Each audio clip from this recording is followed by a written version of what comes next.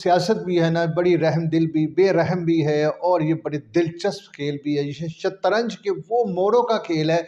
जिसमें किस वक़्त पर क्या हो रहा होता है, शायद वो शतरंज खेलने वालों को भी नहीं पता। पंजाब की वज़ारत आला का जो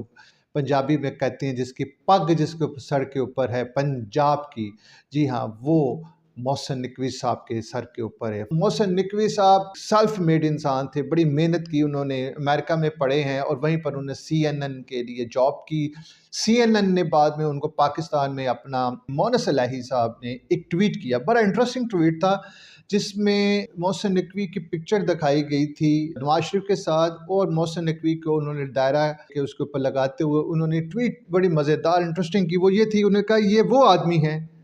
ये वो आदमी जो कहता था कि मैं जरदारी का बच्चा हूँ, शहबाज शरीफ का पार्टनर हूँ और चौधरियों का रिश्तेदार हूँ और अब मैं फैसले